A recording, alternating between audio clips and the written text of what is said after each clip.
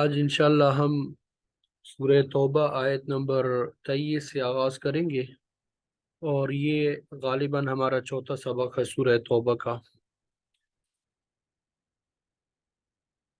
اعوذ باللہ من الشیطان الرجیم، بسم اللہ الرحمن الرحیم۔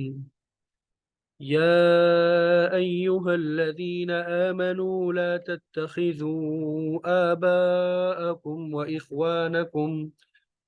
وإخوانكم أولياء إن استحبوا الكفر على الإيمان، ومن يتولهم منكم فأولئك هم الظالمون. قل إن كان آباؤكم وأبناؤكم وإخوانكم وأزواجكم وعشيرتكم وأموال اقترفتموها وتجارة تخشون كسادها ومساكن ترضونها أحب إليكم من الله ورسوله وجهاد في سبيله فتربصوا حتى يأتي الله بأمره، والله لا يهدي القوم الفاسقين. لقد نصركم الله في مواطن كثيرة ويوم حنين إذ أعجبتكم كثرتكم فلم تغن عنكم شيئا وضاقت عليكم الأرض بما رحبت ثم وليتم مدبرين. ثم أنزل الله سكينته على رسوله وعلى المؤمنين وأنزل جنودا لم تروها وعذب الذين كفروا، وذلك جزاء الكافرين. ثم يتوب الله من بعد ذلك على من يشاء، والله غفور رحيم. يا أيها الذين آمنوا إنما المشركون نجس فلا يقربوا المسجد الحرام بعد عامهم هذا، وإن خفتم عيلة فسوف يغنيكم الله من فضله إن شاء فسوف يغنيكم الله من فضله إن شاء، إن الله عليم حكيم. قاتلوا الذين لا يؤمنون بالله ولا باليوم الآخر ولا يحرمون ما حرم الله ورسوله ولا يدينون دين الحق من الذين أوتوا الكتاب حتى يعطوا الجزية عن يد وهم صاغرون. صدق الله العظیم۔ الحمدللہ، ابھی آپ کے سامنے سورہ توبہ آیت نمبر 23 سے لے کر آیت نمبر 29 تک تلاوت کی سعادت حاصل ہوئی۔ اللہ تعالیٰ سے دعا ہے کہ ہمارے تلاوت کرنے کو، یہاں جمع ہونے کو اپنی بارگاہ میں قبول فرمائے، اور دنیا اور آخرت میں ہم سب کے لیے ہدایت اور نجات کا اسے ذریعہ بنائے۔ تو ابھی انشاءاللہ سب سے پہلے ہم ان آیات کا ترجمہ آپ کے سامنے بیان کریں گے، لفظی ترجمہ بھی ہوگا اور بامحاورہ بھی، اور پھر اس کے بعد تفسیر بیان کریں گے۔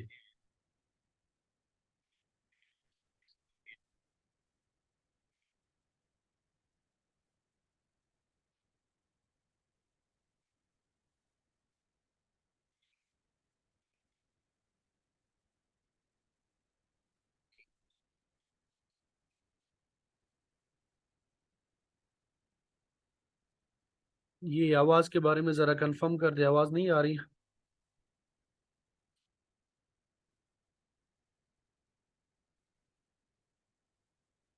جی آواز کے بارے میں ذرا کنفرم کر دیں۔ چلیے الحمدللہ۔ تو سب سے پہلے ترجمہ ہم ذکر کریں گے اور پھر اس کے بعد تفسیر بیان کریں گے، تو ترجمے کو بھی غور سے آپ دیکھیے گا۔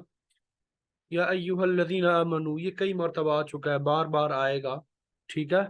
اس کا ترجمہ کرتے ہیں اے ایمان والو۔ یا ایہا الذین آمنو، اے ایمان والو، ایمان والوں کا خطاب ہوتا ہے، ٹھیک ہے، اہل ایمان سے خطاب ہے۔ یا ایہا، اے الذین، وہ لوگو جو آمنو، ایمان لائے۔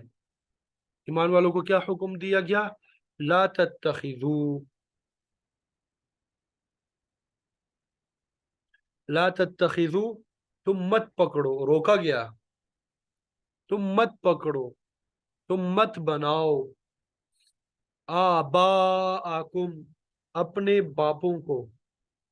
آبا، اب ان کی جمع ہے، آبا کس کی جمع ہے؟ اب ان کی جمع ہے، باپ کو کہتے ہیں، ٹھیک ہے۔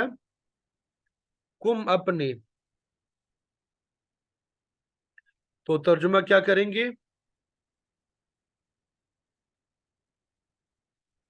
کہ مت بناؤ اپنے باپوں کو، وَإِخْوَانَكُمْ، واو کا معنی ہوتا ہے اور، اخوان، اخوان اخن کی جمع ہے، اخن کا معنی ہوتا ہے بھائی، اور اپنے بھائیوں کو، اولیاء، اولیاء یہ ولی کی جمع ہے، واحد سنگولر کو بولتے ہیں عربی میں اور جمع پلورل کو بولتے ہیں، ٹھیک ہے۔ تو اولیاء یہ پلورل ہے، جمع ہے، اولیاء بہت سے دوست، یعنی اے ایمان والو، تم اپنے آبا و اجداد اور اپنے بھائیوں کو اپنے دوست مت بناؤ۔ کب؟ ان، یہ کیا ہے؟ ان ہے، ٹھیک ہے۔ اب یہ عربک گرامر کی وجہ سے یہاں پہ نون کے نیچے زیر لگایا گیا۔ عربک گرامر آپ نے پڑھی ہوگی تو آپ کو پتہ چل جائے گا کہ بھئی یہ ان نون ساکن تا زیر کیوں لگایا گیا، ٹھیک ہے۔ اجتماع ساکنین کے قواعد آپ نے پڑھے ہوں گے، جنہوں نے پڑھی ہے تو وہاں پہ پہلے ساکن کو کسرہ دیا جاتا ہے۔ ان استحبو، اگر، استحبو وہ پسند کریں، الکفر، کفر کو، علی الایمان، ایمان پر۔ کیا مطلب؟ کہ اگر تمہارے آبا و اجداد بھائی کفر کو ایمان کے مقابلے میں ترجیح دے تو ان کو اپنا سرپرست مت بناؤ، ان کو اپنا دوست مت بناؤ۔ وَمَن يَتَوَلَّهُمْ، ومن، اور جو کوئی یا جو شخص، یتولہم دوستی کرے گا ان سے، منکم تم میں سے، ومن یتولہم، اور جو شخص یا جو کوئی، یتولہم دوستی کرے گا ان سے، منکم تم میں سے، فَأُولَئِکَ تو یہی لوگ ہیں، ہم الظالمون ظلم کرنے والے، یہی لوگ ہیں ظلم کرنے والے۔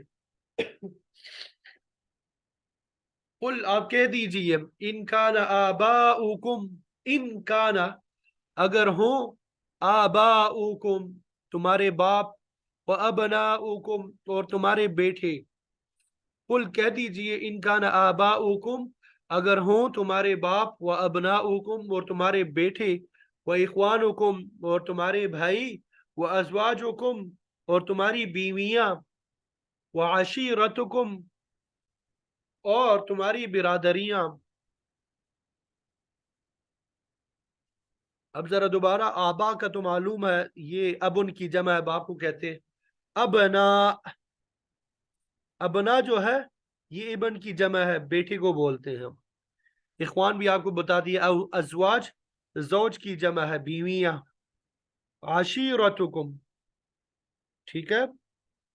عشیرہ قبیلے کو کہتے ہیں، تمہارا خاندان، تمہاری برادری، تمہاری برادریاں، ٹھیک ہے۔ وَأَمْوَالٌ اور وہ بہت سے مال، یہ اموال ہے، پھر اقترفتموها، پھر ان دونوں کو ملایا گیا تو اموال اقترفتموها، یہ سارے قواعد تجوید اگر آپ نے پڑھی ہے، عربک گرامر پڑھی ہے، وہاں پہ لکھے ہیں، ٹھیک ہے. وَأَمْوَالٌ اور بہت سے مال اقترفتموها کمایا ہو تم نے انہیں. وَأَمْوَالٌ اور بہت سا مال اقترفتم، یہ کیا ہے؟ اقترفتم ہے، پھر آگے واو ہے اور پھر آگے ہا ہے. تم نے پڑھا ہے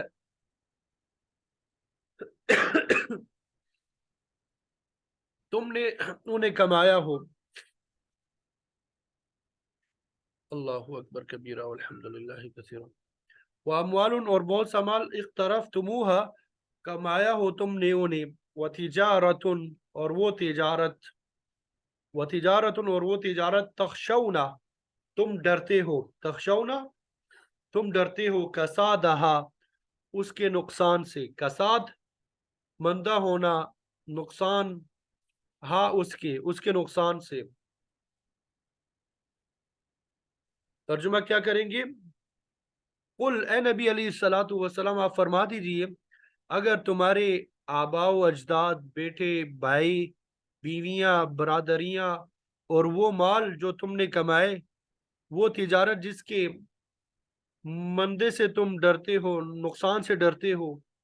ومساکن، مساکن مسکن کی جمع ہے، رہائش کی جگہ کو بولتے ہیں رہائش گاہیں. ومساکن اور وہ رہائش گاہیں ترضونہا، ترضونا تم پسند کرتے ہو، ہاں انہیں جنہیں تم پسند کرتے ہو. احبا، احبا زیادہ محبوب ہے، الیکم تمہاری طرف، من اللہ اللہ تعالیٰ سے، ورسولی اس کے پیغمبر سے، وجہاد فی سبیلہ اور اس کے راستے میں جہاد کرنے سے. فتربصوا، فتربصوا تو انتظار کرو تم، حتی یہاں تک کہ یأتی اللہ، عطا یأتی کا معنی ہوتا ہے لانا، آنا، ٹھیک ہے، لیکن جب اس کے بعد با آ جائے تو اس کا معنی ہوتا ہے لانا. یہاں پہ یأتی اللہ بأمرہ با آ گیا، ٹھیک ہے، اس کو صلہ بولتے ہیں کہ اس کے بعد اگر صلہ با ہو تو اس کا معنی ہوتا ہے لانا. یہاں تک کہ یأتی اللہ اللہ تعالیٰ لے کر آ جائے بأمرہ اپنا حکم. واللہ اور اللہ تعالیٰ لا یہدی ہدایت نہیں دیتا القوم الفاسقین ان لوگوں کو جو نافرمانی کرنے والے ہیں، اور اللہ تعالیٰ ان لوگوں کو ہدایت نہیں دیتا جو فاسق کا نافرمانی کرنے والے ہیں.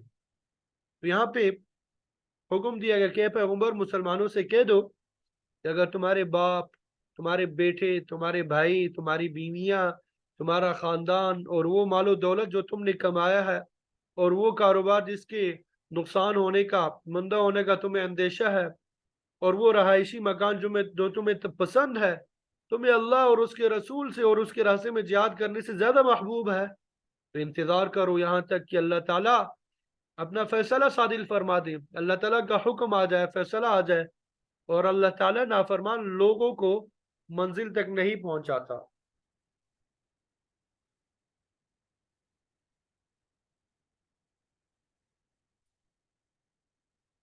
آگے دیکھیں، لقد نصرکم اللہ، حقیقت تو یہ ہے، البتہ یقینا نصرہ مدد کی، کم تمہاری، اللہ تعالیٰ نے، فی مواطن، مواطن وطن کی جمع ہے، مقامات کو کہتے ہیں، جگہوں کو، بہت سے مواطن جگہوں میں، کثیرتن بہت سی، یعنی یقیناً حقیقت یہ ہے کہ اللہ تعالیٰ نے تمہاری بہت سے مقامات پہ مدد کی ہے. وَيَوْمَ حُنَيْنٍ اور حنین کے دن، حنین کے موقع پر، اذ اعجبتکم، اذ اعجمتکم جب، اعجبتکم تمہیں خود پسند کر دیا تھا، عجب میں مبتلا کر دیا تھا، خود پسند کر دیا تھا، عجب میں مبتلا کر دیا تھا، یا تمہیں مگن کر دیا تھا، کثرتکم تمہاری کثرت نے، یعنی حنین کے دن بھی اس نے تمہاری مدد کی جبکہ تمہیں تمہاری کثرت نے خود پسندی میں ڈال دیا. فلم تغنی عنکم شیئا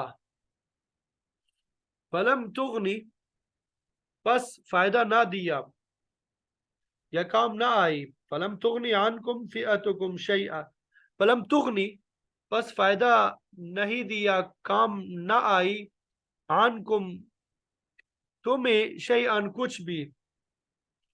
وضاقت وضاقت اور تنگ پڑ گئی، علیکم تم پر، الارض زمین، اور تنگ پڑ گئی تم پر زمین.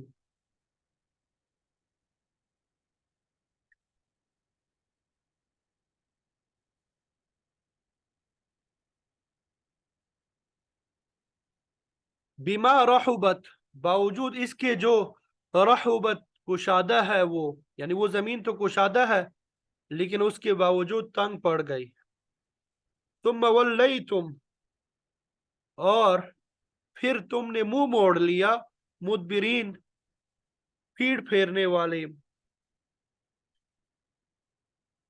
تو ان آیات کا ترجمہ کیا ہوا؟ اذ اعجبتکم کثرتکم، جب کہ تمہیں تمہاری کثرت نے خود پسندی میں ڈال دیا تو وہ تمہاری کچھ بھی کام نہ آ سکی، اور تم زمین پر اپنی تمام تر وسعتوں کے باوجود زمین تمہارے اوپر تنگ پڑ گئی اور پھر تم پیٹ پھیر کر پیچھے ہو گئے.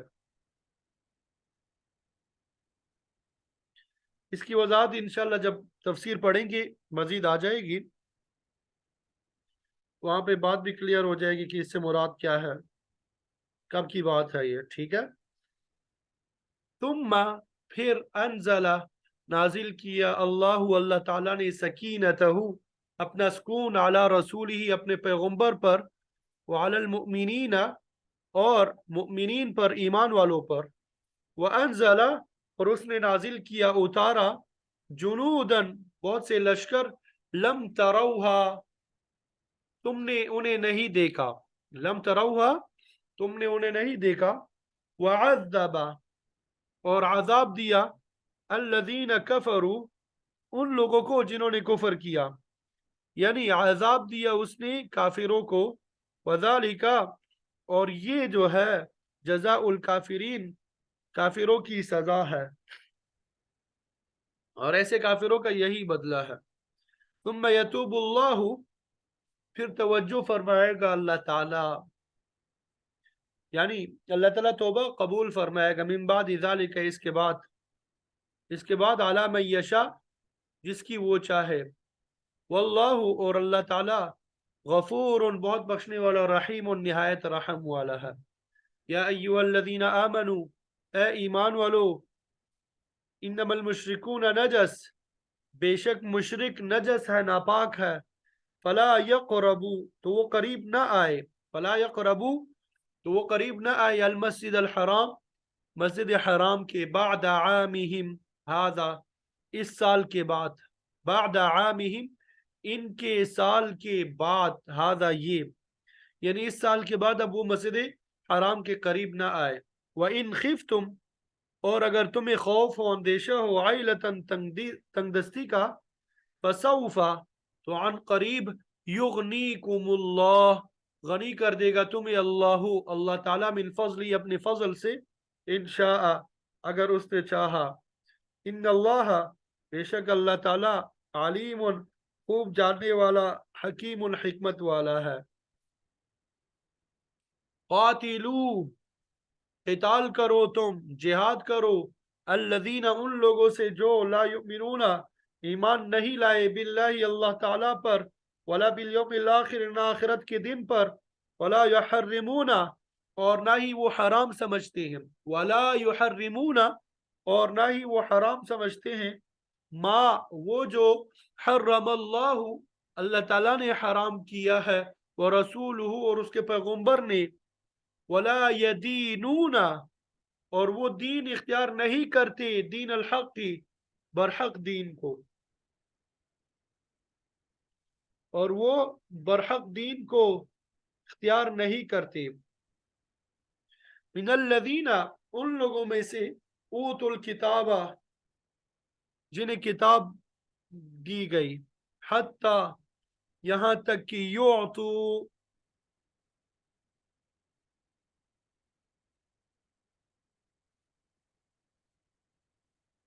وہ ادا کرنے لگے، حتی یہاں تک کہ یعطو وہ دینے لگے، ادا کرنے لگے، الجزیتا جزیہ، عن یدن اپنے ہاتھ سے، وہم صاغرون اور وہ ذلیل ہونے والے ہیں۔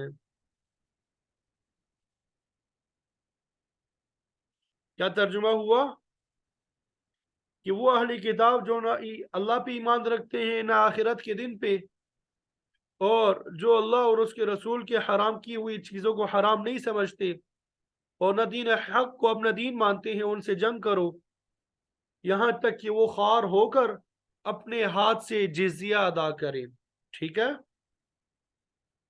یہاں پہ جزیہ کا معنی ٹیکس نہیں کرنا، ٹھیک ہے، جزیہ اسلامی اصطلاح ہے، جزیہ ہی ترجمہ کریں گے، آگے مزید تفصیل میں بیان کریں گے۔ تو یہ ان آیات کا ترجمہ ہے جو آپ کے سامنے بیان کر دیا، امید کرتا ہوں سمجھ آ گیا ہوگا۔ اگر کوئی بات رہ گئی ہے انشاءاللہ بھی آپ کے سامنے جب تفسیر بیان کریں گے مزید وضاحت بھی آ جائے گی۔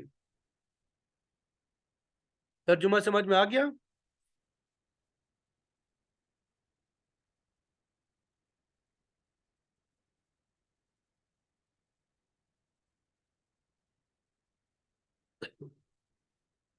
چلیے الحمدللہ، اللہ تعالیٰ قبول کرے۔ جی آگے چلیں۔ اللہ اکبر کبیرہ والحمدللہ کثیرہ۔ سب سے پہلے ماقبل کل جو ہم نے سبق پڑھا تھا اس کے ساتھ اس کا جو لنک ہے، ربط ہے، وہ آپ کے سامنے بیان کر دیتے ہیں۔ اللہ اکبر کبیرہ والحمدللہ۔ تو اس سے پہلی جو آیات ہیں ان میں اللہ تعالیٰ نے جہاد کو افضل الاعمال سے تعبیر کیا کہ سب سے افضل اعمال ہے۔ ایمان لانا، ہجرت کرنا، جہاد کرنا، یہ اللہ تعالیٰ کی نزدیک بہت بڑا کارنامہ ہے۔ اللہ تعالیٰ نے مؤمنین، مہاجرین اور مجاہدین کے لیے اپنی رحمت، خوشنودی اور جنت کی بشارت سنائی اور فرمایا کہ اللہ تعالیٰ کے ہاں ان لوگوں کے لیے بڑا اجر ہے۔ کیونکہ یہ جہاد کا موضوع چل رہا ہے تو اللہ تعالیٰ نے مجاہدین کے بلند مرتبہ ہونے کا ذکر کیا۔ ابتدائی دور کے مسلمانوں کے اکثر اعزہ اور اقارب کفر کی حالت پہ تھے، تو جب جہاد کا حکم ہوا تو باپ بیٹا، بھائی بھائی، چچا بھتیجا وغیرہ ایک دوسرے کے آمنے سامنے آنے کا احتمال پیدا ہو گیا۔ قرابت داری ایک ایسی چیز ہے جو جہاد کے راستے میں رکاوٹ بن سکتی تھی، تو اللہ تعالیٰ نے آج کے درس میں قرابت داری، رشتہ داری کے مقابلے میں ایمان کی حقیقت کو واضح فرمایا، اہل ایمان کو متنبہ کیا یہ رشتہ داری مانے جہاد جو ہے نہیں ہونی چاہیے، بلکہ یہ تعلقات جو ہے اسی صورت میں قائم رہ سکتے ہیں جبکہ دونوں طرف ایمان موجود ہو۔ لہذا ایک مومن جو ہے رشتہ داری کے مقابلے میں ایمان کو مقدم رکھے گا اور ضرورت پڑنے پہ عزیز ترین رشتہ داری کو بھی اگر ٹکر آ جائے تو اس سے بھی دریغ نہیں کرے گا، ایمان کے مقابلے میں اس سے ٹکرا جائے گا۔ تو اسی بات کو یہاں پہ بیان کیا گیا، یا ایھا الذین آمنوا لا تتخذوا آباءکم و اخوانکم اولیاء ان استحبوا الکفر علی الایمان، کہ اے ایمان والو اپنے باپوں بھائیوں کو اپنا رفیق یعنی دوست مت بناؤ، ان استحبوا الکفر علی الایمان اگر وہ کفر کو پسند کرتے ہیں ایمان کے مقابلے میں۔ مطلب یہ کہ کافر باپ اور کافر بھائی کے ساتھ تمہاری دلی دوستی اور ہمدردی نہیں ہو سکتی کیونکہ تمہارا دین مختلف ہے، تم اللہ کے دین کی بلندی چاہتے ہو اور وہ جو ہے کفر کے پروگرام کو غالب بنانا چاہتا ہے، تو یہ ایسا بنیادی اختلاف ہے جس پہ سمجھوتا نہیں کیا جا سکتا۔ اس بارے میں حضرت ابراہیم علیہ السلام کی زندگی امت محمدیہ کے لیے مشعل راہ ہے۔ سورہ ممتحنہ میں ہے قد كانت لكم اسوة حسنة في ابراہیم والذین معه، ابراہیم علیہ السلام اور ان کے ساتھیوں کی زندگی میں تمہارے لیے بہترین نمونہ ہے۔ آج ابراہیم علیہ السلام نے اپنے باپ کو سیدھے راستے پہ لانے کی بہت کوشش کی، لیکن وہ کفر اور شرک سے باز نہ آیا۔ فلما تبین له انه عدو للہ تبرأ منہ، جب آپ پر واضح ہو گیا کہ آپ کا باپ اللہ کا دشمن ہے تو آپ نے اس سے اعلان برات کر دیا۔ باپ اور بیٹے کا قریب ترین رشتہ ہونے کے باوجود جب ایمان کا رشتہ قائم نہ رہ سکا تو آپ نے قطع تعلق کر لیا۔ سورہ زخرف میں یہ بھی آتا ہے کہ ابراہیم علیہ السلام نے اپنے باپ اور پوری قوم سے کہہ دیا اننی براء مما تعبدون، میں تمہارے معبودان باطلہ سے قطعی طور پہ بیزار ہوں، برات کا اظہار کرتا ہوں۔ میرے اور تمہارے درمیان عداوت اور دشمنی کی دیوار حائل ہے۔ وَبَدَا بَيْنَنَا وَبَيْنَكُمُ الْعَدَاوَةُ وَالْبَغْضَاءُ أَبَدًا حَتَّى تُؤْمِنُوا بِاللَّهِ وَحْدَهُ، سورہ ممتحنہ کی آیت ہے کہ جب تک اللہ وحدہ لا شریک پہ ایمان نہیں لاؤ گے یہ دیوار نہیں ہٹ سکتی۔ تو یہاں پر بھی اللہ تعالیٰ نے یہی بات بیان فرمائی کہ ایمان کے مقابلے میں باپ بیٹے جیسا قریب ترین رشتہ بھی کچھ مفید نہیں ہوگا۔ اگر باپ کفر کے پروگرام کو پسند کرتا ہے تو بیٹا اس کے ساتھ دلی دوستانہ نہیں کر سکتا۔ والدین کی اطاعت کے متعلق سورہ لقمان میں ہے کہ اگر والدین شرک کی طرف مائل کرنا چاہے فلا تطعهما وصاحبهما فی الدنیا معروفا، ان کا کہنا مت مانو، البتہ دنیاوی معاملات میں ان کے ساتھ حسن سلوک سے پھر بھی پیش آؤ۔ رشتہ داری اپنی جگہ ہے، رشتہ داری صلہ رحمی آپ کرتے رہیں گے پھر بھی، لیکن دینی معاملات میں ان کی اطاعت نہیں کرو گے، ان کے ساتھ حسن سلوک سے پیش آؤ گے۔ وَمَن يَتَوَلَّهُم مِّنكُمْ فَأُولَٰئِكَ هُمُ الظَّالِمُونَ، تم میں سے جو کوئی ان کے ساتھ دوستی کرے گا تو یہی ظالم لوگ ہے۔ اگر کوئی مومن اپنے کافر بھائی کے ساتھ دوستانہ کرتا ہے تو اللہ کے ہاں ظالم تصور ہوگا، اللہ تعالیٰ کے ہاں وہ کیا ہوگا؟ ظالم تصور ہوگا۔ پھر آگے اللہ تعالیٰ نے ان چیزوں کا ذکر کیا جن کی محبت کی وجہ سے اکثر لوگ جہاد سے گریز کرتے ہیں، ٹھیک ہے؟ ان میں سے پہلی چیز قرابت داری ہے، رشتہ داری ہے۔ پھر ارشاد ہوا قل، اے پیغمبر علیہ السلام آپ فرما دیں، آپ کہہ دیں ان کان آباؤکم و ابناؤکم و اخوانکم و ازواجکم و عشیرتکم، اگر تمہارے باپ، بیٹے، بھائی، بیویاں، خاندان، یعنی یہی وہ قریب ترین رشتہ داریاں ہیں جن کے ساتھ انسان کو محبت ہوتی ہے، انہی کی وجہ سے لوگ ایمان، جہاد اور ہجرت سے رک جاتے ہیں۔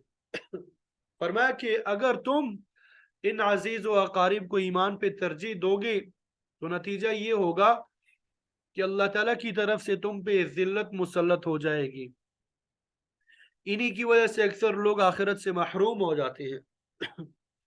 برادری، خاندان کے رسم و رواج پر ضرور عمل کرتے ہیں، کیونکہ ایسا نہیں کریں گے تو برادری میں بیٹھنے کے قابل نہیں رہیں گے۔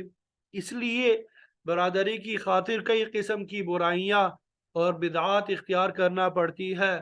تو اللہ تعالیٰ نے یہاں پر ان قرابت داروں، ان رشتہ داروں کا نام لے کے فرمایا ہے اگر تمہیں یہ سب جو ہے اللہ، اس کے رسول اور جہاد فی سبیل اللہ سے زیادہ محبوب ہے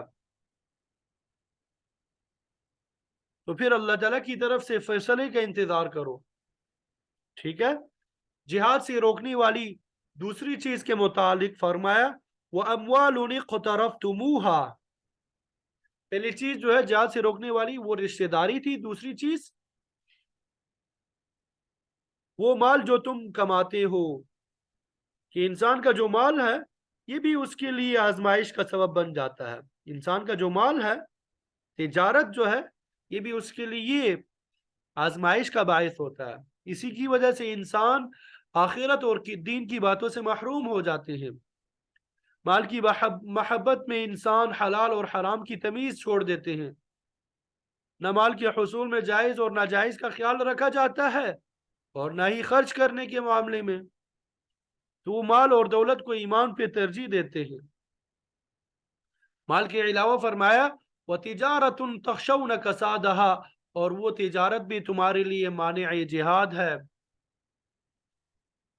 جس کے نقصان سے تم خوفزدہ رہتے ہو کہ کہیں نقصان نہ ہو جائے، کاروبار میں نقصان نہ پڑ جائے. کاروبار کو برقرار رکھنے کے لیے تم بڑی محنت کرتے ہو تو یہ بھی تمہیں بڑا عزیز ہے. فرمایا کہیں تجارت بھی تمہیں جہاد، ہجرت اور آخرت سے غافل نہ کر دے. اگر تم نے اللہ، اس کے رسول اور جہاد کی نسبت تجارت کو زیادہ محبوب رکھا تو پھر اللہ کی طرف سے اپنے متعلق کسی فیصلے کا انتظار کرو. سورہ بقرہ میں آتا ہے الشیطان یعیدکم الفقر، شیطان تمہیں فقر سے، غربت سے ڈراتا ہے کہ اگر کاروبار کی طرف توجہ نہ دی تو مارے جاؤ گے، بھوکوں مر جاؤ گے. لہذا وہ آخرت کی فکر کی بجائے کاروبار کی زیادہ فکر کرتے ہیں. اور یہی چیز ہے جو انسان کو ہلاکت کی طرف لے جاتی ہے. دو چیزیں ہو گئی. اور پھر فرمایا کہ جہاد سے روکنے والی تیسری چیز وَمَسَاكِنُ تَرْضَوْنَهَا، وہ مکانات ہے، وہ رہائش گاہیں ہیں جن کو تم پسند کرتے ہو. لوگوں کو اپنے مکانات اور کوٹھیوں سے بڑی محبت ہوتی ہے، بڑی محنت سے تعمیر کیا جاتا ہے، آرام اور آسائش کی تمام ضروریات مہیا کی جاتی ہے. عرب لوگ محاورے کے طور پہ کہتے ہیں لذت الدار دہرا، مکان کی ایک دفعہ تعمیر زمانہ بر لطف اندوزی کا باعث ہوتی ہے. اگر رہائش گاہ اچھی نہ ہو تو طبیعت میں گٹھن رہتی ہے. اچھے مکان کو سعادت مندی کی نشانی کہا گیا ہے.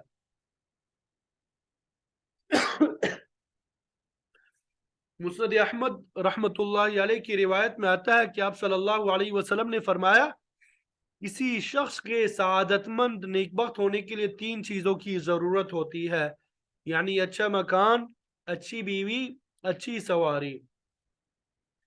ان تینوں چیزوں میں سے کوئی بھی کمتر ہو تو انسان کی زندگی پرسکون نہیں ہوتی. مکانات کی تعمیر اور آرائش قدیم زمانے سے محبوب رہی ہے.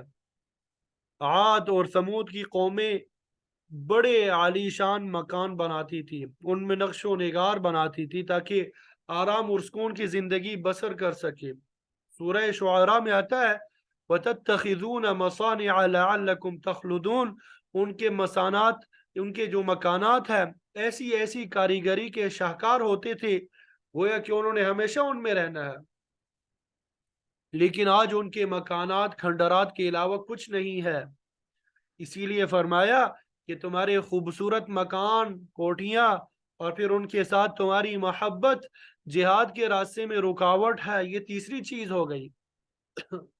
فرمایا اے پیغمبر آپ ان سے کہہ دیں کہ اگر رشتہ داری، مال و تجارت، خوبصورت مکانات احب الیکم من اللہ ورسولہ وجہاد فی سبیلہ، تمہیں زیادہ محبوب ہے اللہ، اس کے رسول اور اس کے راستے میں جہاد کرنے سے، یعنی اللہ تعالیٰ کی وحدانیت، اس کے رسول کی رسالت پہ ایمان لانے، ان کے حکم کی تعمیل کرنے کی نسبت دنیا کی چیزیں زیادہ پسند ہے اور تم ان چیزوں کو جہاد فی سبیل اللہ پہ ترجیح دیتے ہو. حالانکہ جہاد کے ذریعے عزت اور کامیابی نصیب ہوتی ہے، جماعت مضبوط ہوتی ہے، دین کو تقویت ملتی ہے، عدل اور انصاف قائم ہوتا ہے، ظلم ختم ہوتا ہے. جہاد کو اسلام کی کوہان کی بلندی سے تعبیر کیا گیا ہے، تو فرمایا کہ اگر دنیا کی یہ چیزیں تمہیں اللہ، اس کے رسول اور جہاد سے زیادہ پیاری ہے، فَتَرَبَّصُوا حَتَّى يَأْتِيَ اللَّهُ بِأَمْرِهِ، تو پھر انتظار کرو یہاں تک کہ اللہ تعالیٰ اپنا کوئی حکم لے آئے۔ ظاہر ہے کہ اگر دنیا کو دین پہ ترجیح دی گئی تو اللہ تعالیٰ کی طرف سے سزا ہی کا حکم آ سکتا ہے۔ جب دنیا کو دین پہ ترجیح دی جائے گی تو اللہ تعالیٰ کی طرف سے کیا فیصلہ آئے گا؟ سزا ہی کا فیصلہ آئے گا۔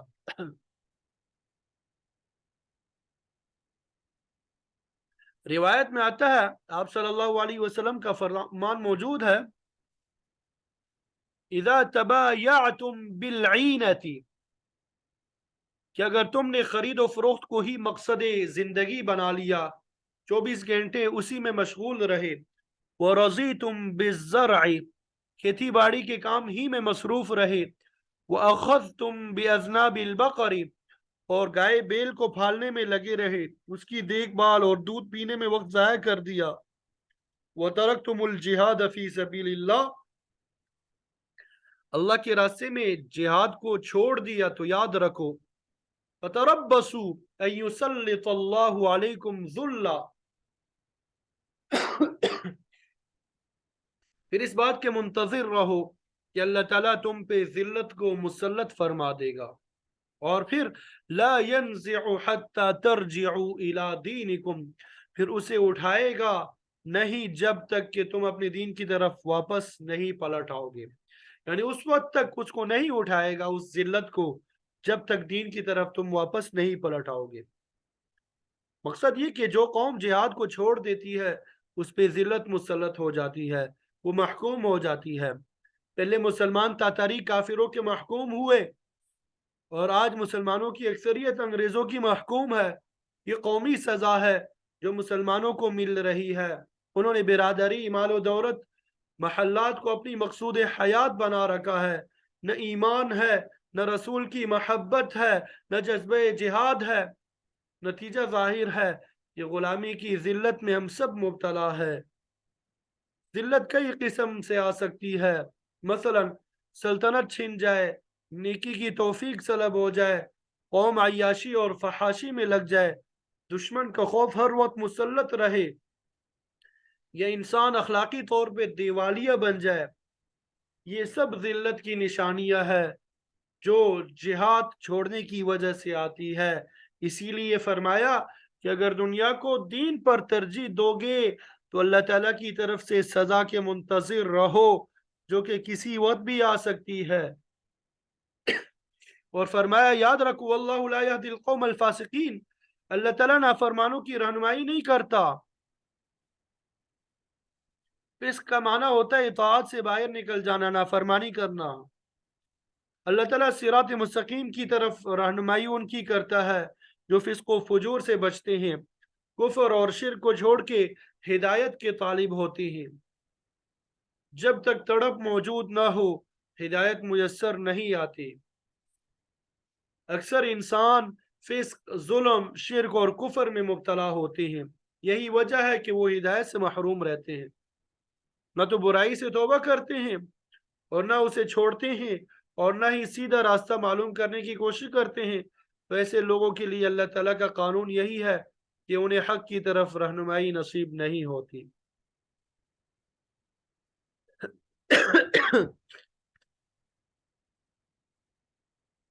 پھر آگے اللہ تعالیٰ نے فرمایا کہ مسلمانوں کی کثرت اور قلت تعداد کے پیش نظر فتح اور شکست کا ذکر جو ہے وہ فرمایا گیا ہے۔ جب آپ صلی اللہ علیہ وسلم نے مشرکین کے خلاف اعلان جنگ کیا تو بعض مسلمانوں کو خیال پیدا ہوا کہ کفار کی تعداد تو بہت زیادہ ہے، ہو سکتا ہے کہ وہ مسلمانوں کو نقصان پہنچائے۔ تو ان آیات میں اللہ تعالیٰ نے اس قسم کے خیالات کی تردید فرمائی، مومنوں کو تلقین کی کہ وہ اپنی قوم، خاندان، قبیلے، مال و دولت یا کثرت تعداد کی بجائے اللہ تعالیٰ کی ذات پہ بھروسہ رکھیں۔ اگر وہ مادی اسباب پہ توکل کریں گے تو نقصان اٹھائیں گے، تو اس سلسلے میں حنین کا واقعہ ذکر کیا. لقد نصرکم اللہ فی مواطن کثیرہ، البتہ تحقیق اللہ تعالیٰ نے تمہاری مدد کی ہے بہت سی جگہوں میں. مفسرین اس کی تفسیر بیان فرماتے ہیں کہ آپ صلی اللہ علیہ وسلم اور آپ کے قریبی زمانے میں اللہ تعالیٰ نے کم و بیش 80 مواقع پہ مسلمانوں کی نصرت فرمائی، انہیں جہاد میں کامیابی عطا کی. ان میں سب سے مشہور واقعہ غزوہ بدر کا ہے. اور اب ان آیات میں حنین کی لڑائی کا ذکر فرمایا. تو فرمایا اللہ تعالیٰ نے بہت سے مواقع پہ تمہاری مدد فرمائی ہے. وَيَوْمَ حُنَيْنٍ، اور حنین کے دن والی لڑائی میں. حنین ایک وادی کا نام ہے جو مکے سے کچھ میل کے فاصلے پر طائف کی طرف واقع ہے. ہوا یوں اس دن اذ اعجبتکم کثرتکم، کہ تمہاری کثرت تعداد نے تمہیں تعجب میں ڈال دیا، خود پسندی میں مبتلا کر دیا. فلم تغنی عنکم شیئا، لیکن تمہیں کچھ فائدہ نہیں دیا. وضاقت علیکم الارض بما رحبت، اور کشادہ ہونے کے باوجود تم پہ زمین جو ہے وہ تنگ ہو گئی. زمین اگرچہ کشادہ تھی لیکن اس کے باوجود تمہارے اوپر کیا ہو گئی؟ تنگ ہو گئی. تم ولیتم مدبرین، اور پھر تم پشت پھیر کر پلٹ گئے. کثرت تعداد کے باوجود تمہیں دشمنوں کے ہاتھوں نقصان اٹھانا پڑا. پھر اللہ تعالیٰ نے اپنی خصوصی نصرت فرمائی، تمہیں دوبارہ غلبہ جو ہے نصیب ہوا. سن 8 ہجری میں جب مکہ فتح ہو گیا، قریش مغلوب ہو گئے، تو قبیلہ ثقیف اور حوازن نے مسلمانوں کے خلاف فیصلہ کن جنگ لڑنے کا ارادہ کیا، مشورہ کیا. ان قبائل میں بعض بڑے متعصب لوگ تھے جن میں کافی افراد شامل تھے. تو انہوں نے مشورہ کیا کہ عرب کے بعض دوسرے قبائل کو ساتھ ملا کے مسلمانوں کے خلاف فوری کارروائی کی جائے، ورنہ سارے عرب پہ ان کا تسلط قائم ہو جائے گا. حدیث شریف میں آتا ہے انہوں نے 4000 کی تعداد میں بہترین لڑاکا لشکر تیار کیا جو جدید ترین اسلحہ سے لیس تھا. میدان میں لڑنے والوں کے علاوہ ان کے ساتھ عورتیں اور بچے بھی کثیر تعداد میں موجود تھے. انہوں نے پوری تیاری کے ساتھ مسلمانوں کو ختم کرنے کا منصوبہ بنایا. مکہ فتح کرنے کے بعد آپ صلی اللہ علیہ وسلم اپنے صحابہ کے ساتھ ابھی وہی قیام پذیر تھے کہ قبیلہ ثقیف اور حوازن کی طرف سے جنگی تیاری کی خبر ملی. آپ کے ساتھ کامل الایمان 10,000 کی جماعت تھی، جس کا ذکر تورات میں بھی 10,000 قدسیوں کے نام سے موجود ہے. تو ساتھیوں کے ساتھ مشورہ کرنے کے بعد جنگ کی تیاری شروع کی. مدینے سے آنے والے 10,000 صحابہ کے علاوہ 2,000 کی تعداد میں مکے والی بھی اس لشکر میں شامل ہوئے جو نئے نئے مسلمان ہوئے تھے. اور اس کے علاوہ اپنے صفوان بن امیہ جو ابھی مسلمان نہیں ہوا تھا اس سے بھی اسلحہ کی امداد طلب کی. پہلے تو اس نے پس و پیش کیا لیکن آخرکار مسلمانوں کو اسلحہ مہیا کیا. بعد میں اللہ تعالیٰ نے اسے بھی توفیق دی کہ وہ بھی مسلمان ہوا. تو فقہا اور محدثین اس واقعے سے یہ مسئلہ نکالتے ہیں، مستنبط کرتے ہیں کہ بوقت ضرورت مشرکین سے مدد لینا یہ جائز ہے، جیسا کہ صفوان سے اسلحہ لیا گیا. تو بہرحال آپ صلی اللہ علیہ وسلم نے غزوہ حنین کے لیے 12,000 کا لشکر تیار کیا. ایک طرف مسلمانوں کے 12,000 مجاہد تھے، دوسری طرف مشرکین کے 4,000 سپاہی. تو اپنی کثرت تعداد دیکھ کے بعض مسلمانوں کو خیال پیدا ہوا کہ اللہ تعالیٰ ہمیں تعداد کی قلت کے باوجود فتح نصیب کرتا رہا ہے، لیکن اب تو ہماری تعداد دشمن سے ویسے ہی 3 گنا ہے، لہذا ہماری کامیابی یقینی ہے. اللہ تعالیٰ کو یہ بات پسند نہ آئی، کیونکہ فتح اور شکست کا دار و مدار قلت اور کثرت پہ نہیں ہوتا بلکہ اللہ تعالیٰ کی تائید اور نصرت کا مرہون منت ہوتا ہے. اس موقع پہ اللہ تعالیٰ نے اسی واقعے کو یاد دلایا کہ جس کثرت تعداد نے تمہیں تعجب میں ڈال دیا وہ تمہارے کچھ کام نہ آئی. اور حقیقت بھی ایسا ہی ہوا کہ ابتدائی جنگ میں مسلمانوں کا پلہ باری تھا، انہوں نے اسے فتح پہ محمول کیا، اور مجاہدین کی اکثریت مال غنیمت جمع کرنے میں مصروف ہو گئی۔ ادھر دشمن نے اپنے بعض تیر انداز تنگ دروں میں بٹھائے ہوئے تھے اور یہ لوگ اسلامی لشکر کی گات میں تھے۔ جب مجاہدین ایک تنگ پہاڑی درے سے گزر رہے تھے تو دشمن کے تیر اندازوں نے ان پہ تیروں کی بارش کر دی۔ نتیجہ یہ ہوا کہ مسلمانوں میں افراتفری پھیل گئی، جس کو جہاں موقع ملتا بھاگ کھڑا ہوا، حتیٰ کہ آپ صلی اللہ علیہ وسلم کے ساتھ تھوڑے آدمی باقی رہ گئے۔ بعض روایات کے مطابق صرف 9 آدمی آپ صلی اللہ علیہ وسلم کے ساتھ تھے، جن میں ابو بکر، حضرت عمر، حضرت علی اور عباس رضی اللہ تعالیٰ عنہم کا ذکر آتا ہے، اور بعض روایات میں 100 آدمیوں کا ذکر آتا ہے۔ تو جب مسلمان لشکر میں اس قدر انتشار پیدا ہوا تو آپ صلی اللہ علیہ وسلم نے حضرت عباس رضی اللہ تعالیٰ عنہ سے فرمایا کہ ان کو آواز دو کہ مہاجرین کہاں ہیں، انصار کدھر گئے، اور شجارہ کے نیچے، درخت کے نیچے بیعت کرنے والے کدھر گئے۔ یہ آواز سن کے مسلمانوں کے حواس ٹھکانے آئے اور پھر آپ صلی اللہ علیہ وسلم کے گرد جمع ہو گئے۔ دوبارہ معرکہ برپا ہوا اور جنگ کا پانسا جو ہے وہ پلٹ گیا، مسلمانوں کو فتح نصیب ہوئی۔ تو بہت سا مال غنیمت آیا، جس میں 6,000 غلام، لونڈیاں، 24,000 اونٹ اور تقریباً 40,000 بھیڑ بکریاں اور 4,000 چاندی وغیرہ تھی۔ آپ نے مال غنیمت کی تقسیم میں قدر توقف کیا کہ شاید یہ مشرکین جو اسلام قبول کر لی، جب کوئی ان کی طرف سے جواب نہیں آیا تو آپ نے سارا مال مجاہدین میں تقسیم کر دیا، حتیٰ کہ غلام اور لونڈیاں بھی تقسیم ہو گئی۔ اس کے بعد جنگ میں حصہ لینے والے مشرکین نے اسلام قبول کرنے کا فیصلہ کیا، اور پھر ان کا ایک وفد آپ صلی اللہ علیہ وسلم کی خدمت میں حاضر ہوا، اپنی غلطی کا اعتراف کیا اور اسلام قبول کرنے کا اقرار کیا۔ آپ نے پوچھا کہ اب تم اپنا مال واپس لینا چاہتے ہو یا اپنی عورتیں اور بچے؟ انہوں نے عورتوں اور بچوں کو مال پہ ترجیح دی کہ ہمیں ہمارے عزیز اور اقارب واپس کر دیے جائے۔ تو آپ نے فرمایا کہ جس کے پاس لونڈی غلام پہنچے ہیں وہ خود انہیں آزاد کر دے، اور اگر وہ بخوشی ایسا کرنے پہ آمادہ نہیں ہے تو ہمارا اس کے ساتھ وعدہ ہے کہ کسی دوسرے موقع پہ انہیں اس کے بدلے میں لونڈی غلام دے دیے جائیں گے۔ تو بہرحال لونڈیاں اور غلام سارے کے سارے آزاد کر دیے گئے اور مال صحابہ میں تقسیم ہو گیا۔ اور یہ مال زیادہ تر ان لوگوں کو دیا گیا جو نئے نئے مسلمان ہوئے تھے، ان کی تالیف قلبی مقصود تھی۔ تو بہرحال یہاں پہ حنین کا واقعہ ذکر فرمایا کہ تمہاری کثرت تعداد نے تمہیں کچھ فائدہ نہ دیا، تم پش پیر کے بھاگ گئے۔ ثم انزل اللہ سکینتہ، اور پھر اللہ تعالیٰ نے اپنی طرف سے تسکین نازل فرمائی، جس سے مسلمانوں کو یقین ہو گیا کہ اللہ تعالیٰ ضرور انہیں فتح عطا کرے گا۔ اور یہ خاص تسلی علی رسولہ وعلی المؤمنین، اللہ کے رسول پہ بھی نازل ہوئی، ایمان والوں پہ بھی۔ اس کے علاوہ اللہ تعالیٰ نے وَأَنزَلَ جُنُودًا لَمْ تَرَوْهَا، ایسا لشکر نازل فرمایا جسے تم نے نہیں دیکھا۔ ٹھیک ہے، غزوہ بدر کے موقع پہ بھی اللہ تعالیٰ نے فرشتوں کا لشکر نازل فرمایا تھا۔ پھر آگے فرمایا وَعَذَّبَ الَّذِينَ كَفَرُوا،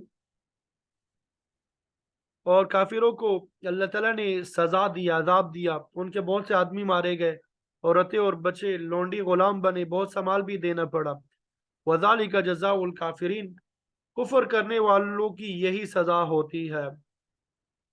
پھر آگے فرمایا ثم يتوب اللہ من بعد ذلك على من يشاء، پھر اللہ تعالیٰ توبہ قبول فرماتا ہے جس کی چاہے۔ جنہوں نے مسلمانوں کے خلاف جنگ لڑی، مغلوب ہو گئے، ان کی توبہ اللہ تعالیٰ نے قبول فرمائی، ان میں سے اکثر اسلام لے آئے۔ تو حنین کی جنگ کے بعد مسلمانوں کے ایسی داغ بیٹھی کہ پورے عرب میں مسلمانوں کے سامنے سر اٹھانے والا کوئی باقی نہیں رہا۔ یہ سب اللہ تعالیٰ کی تائید اور نصرت سے ہوا، ورنہ کثرت تعداد کے باوجود مسلمان سخت مصیبت میں گرفتار ہو گئے۔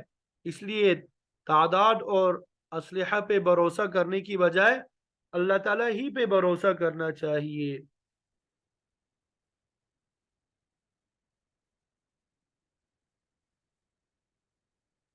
پھر آگے فرمایا واللہ غفور الرحیم،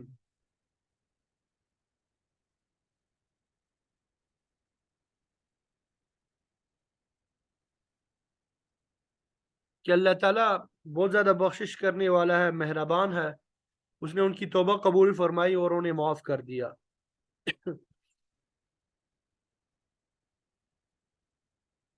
پھر اس کے بعد اللہ تعالیٰ نے مشرکین کو مسجد حرام کے قریب آنے سے منع فرما دیا اور وجہ بھی بیان فرما دی۔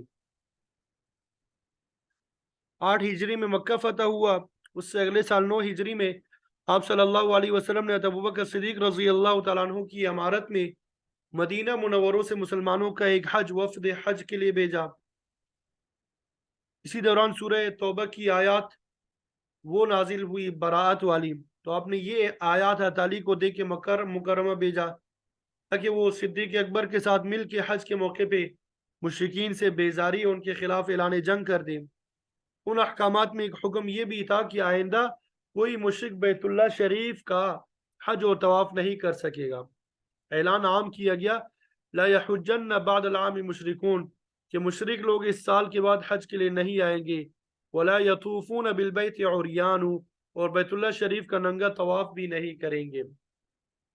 فرمایا یا ایھا الذین آمنوا، اے ایمان والو، انما المشرکون نجس، بے شک شرک کرنے والے ناپاک ہے، فلا يقربوا المسجد الحرام بعد عامهم هذا، اس سال کے بعد وہ مسجد حرام کے قریب نہ آئے۔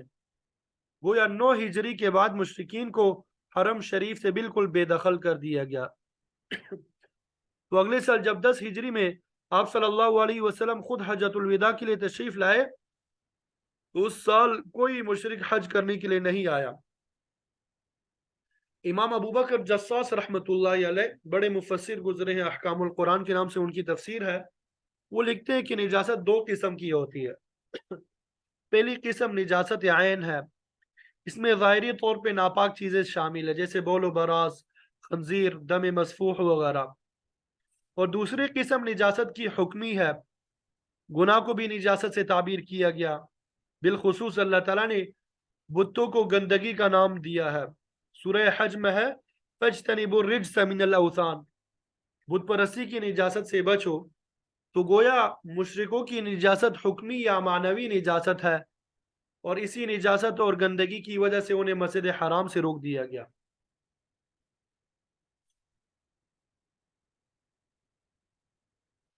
بعض لوگوں جن میں ظاہریہ اور امامیہ بھی شامل ہے، پرانے فرقے ہیں یہ، ٹھیک ہے، مشرکوں کو اسی طرح جسمانی طور پہ ناپاک سمجھتے ہیں جس طرح کوئی بھی گندی چیز مثلا گوبر، خون، بول و براز وغیرہ ہو سکتا ہے۔ وہ کہتے ہیں کہ ان کی اسی ظاہری نجاست کی وجہ سے اللہ تعالیٰ نے انہیں مسجد حرام سے بے دخل کیا، لیکن جمہور فقہا اور محدثین فرماتے ہیں کہ مشرکین کا ظاہری جسم ناپاک نہیں ہے بلکہ ان میں معنوی ناپاکی پائی جاتی ہے۔ اور اس بات کا ثبوت یہ ہے کہ اس آیت کے نزول کے بعد طائف کے مشرکین کا ایک وفد آپ کی خدمت میں حاضر ہوا تو آپ نے ان کے ٹھہرانے کے لیے مسجد نبوی کے صحن میں خیمے لگوا دیے۔ صحابہ نے عرض کیا قوم انجاس، حضور یہ تو ناپاک لوگ ہیں، آپ نے انہیں مسجد میں خیمہ لگا کے دیا، حالانکہ مساجد کے متعلق حکم ہے ان تطیب و تنظف، انہیں پاک صاف رکھا جائے، مسجدوں میں کسی قسم کی گندگی نہیں ہونی چاہیے، لیکن مسجد نبوی میں مشرکین کی نجاست کو داخل کر دیا تو آپ نے فرمایا انما انجاسہم علی انفسہم لیست انجاسہم علی ابدانہم، کہ ان کے جسم ناپاک نہیں ہے بلکہ ان کی گندگی ان کے نفسوں میں ہے، ان کے عقیدے اور گندے اعمال میں ہے۔ اسی طرح صلح حدیبیہ کے موقع پہ جب ابو سفیان مدینے گئے تو وہ اس وقت تک مشرک تھے، لیکن انہیں مسجد نبوی میں داخل ہونے پر کوئی رکاوٹ نہیں تھی، تو اس سے معلوم ہوا کہ مشرکین کی نجاست سے مراد ان کی ظاہری نجاست نہیں ہے بلکہ معنوی گندگی مراد ہے۔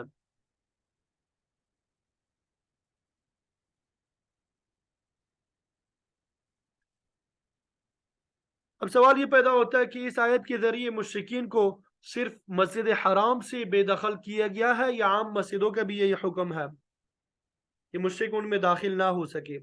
تو اس میں ائمہ اربعہ کا اختلاف ہے۔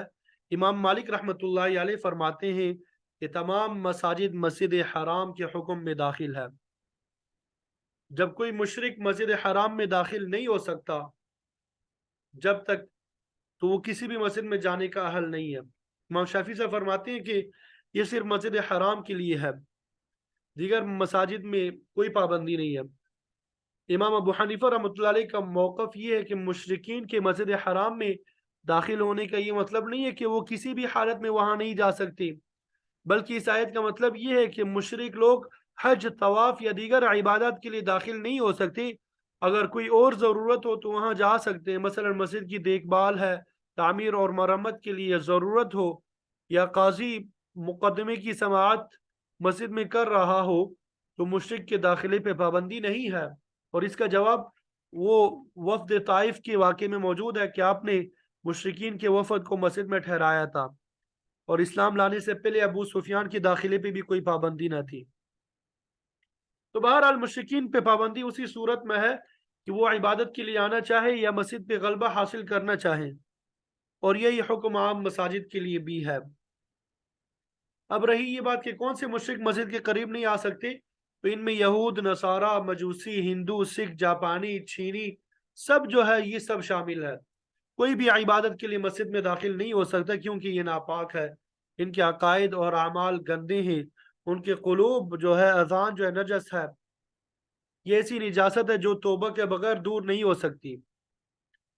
اگر کوئی شخص عقائد کی نجاست لے کے اس دنیا سے چلا گیا تو وہ ہمیشہ ہمیشہ کے لیے نجس ہی رہے گا۔ ایسے لوگوں کے متعلق اللہ تعالیٰ کا فرمان ہے وَلَا يُزَكِّيهِمْ وَلَهُمْ عَذَابٌ أَلِيمٌ، کہ اللہ تعالیٰ نہ انہیں کبھی بھی پاک نہیں کرے گا اور ان کے لیے دردناک عذاب ہوگا، وہ ہمیشہ عذاب میں مبتلا رہیں گے۔ یہاں تک بات سمجھ آ گئی؟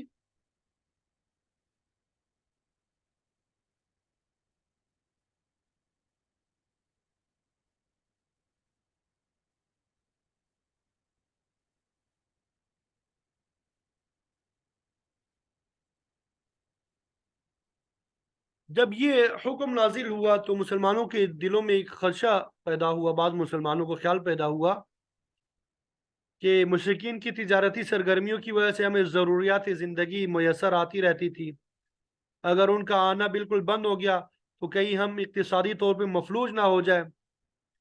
اس کے علاوہ مشرکین ضد میں آ کے ہمیں مزید نقصان پہنچانے کی کوشش کریں گے۔ اس طرح ایک طرف تو ضروریات زندگی، خوراک، لباس وغیرہ کی قلت پیدا ہو سکتی ہے، دوسری طرف بحیثیت مجموعی اقتصادی بدحالی کا شکار ہو سکتے ہیں۔ تو اللہ تعالیٰ نے اگلی آیت میں اسی خدشے کو دور فرمایا، ارشاد ہوتا ہے وَإِنْ خِفْتُمْ عَائِلَةً، اگر تمہیں محتاجی اور فقر کا خطرہ ہو تو یاد رکھو وَسَوْفَ يُغْنِيكُمُ اللَّهُ، ان قریب اللہ تعالیٰ تمہیں غنی کر دے گا، من فضلی، اپنے فضل سے، انشاء، اگر وہ چاہے۔ مقصد یہ ہے کہ تمہاری ضروریات اللہ تعالیٰ کے علم میں ہے، وہ تمہاری ضرورت اپنے فضل سے پورا کرے گا۔ اس سلسلے میں تمہیں کوئی فکر نہیں کرنا چاہیے، بلکہ اس کا حکم بغیر چھوٹ چھرا تسلیم کر لینا چاہیے، اسی پہ مکمل بھروسہ رکھنا چاہیے، وہ تمہیں بغیر مدد کے نہیں چھوڑے گا۔ پھر ایسا ہی ہوا کہ مشرکین اہل ایمان کو کوئی نقصان نہ پہنچا سکے، بلکہ مسلمانوں کو قریبی زمانے میں بے پناہ مال و دولت حاصل ہوا، بہت سے ملک ان کے تسلط میں آئے، زمین، مکانات و باغات میسر آئے، انہیں کوئی خطرہ باقی نہ رہا۔ مسلمان تھوڑے ہی عرصے میں غنی ہو گئے، انہیں کوئی خطرہ جو ہے وہ باقی نہیں رہا، اور اس طرح اللہ تعالیٰ نے اپنا وعدہ پورا فرما دیا۔ تو قرآن مجید پہ عمل کرنے کی برکت سے اللہ تعالیٰ نے ایسے اسباب پیدا کیے کہ ان کی تمام ضروریات پورے ہو گئے، خوشحالی آ گئی۔ تو فرمایا ان اللہ علیم الحکیم، اللہ تعالیٰ کمال حکمت کا مالک ہے، اس کی حکمت سے کوئی کام خالی نہیں ہے، وہ عالم کل بھی ہے، سب باتیں اس کے علم میں ہے۔ اس نے دین کو غلبہ دیا اور سچے دین کو قائم کرنے کا حکم دیا، اگر اہل ایمان اسے سچائی کے ساتھ قبول کریں گے تو اللہ تعالیٰ آسانی فرمائے گا۔ انسان کا علم ناقص ہے، جو اللہ تعالیٰ کی ہر حکمت کو سمجھنے سے قاصر ہے، اس لیے انسان کا فرض یہ ہے کہ وہ اللہ تعالیٰ کے ہر حکم کو بغیر چھو چھرا کے تسلیم کرے۔ اللہ تعالیٰ ہمیں عمل کی توفیق عطا فرمائے۔ آیت نمبر 29 کی تفسیر انشاءاللہ کل بیان کریں گے، آج ہم نے صرف اس کا ترجمہ پڑھ لیا ہے۔ وآخر دعوانا ان الحمد للہ رب العالمین۔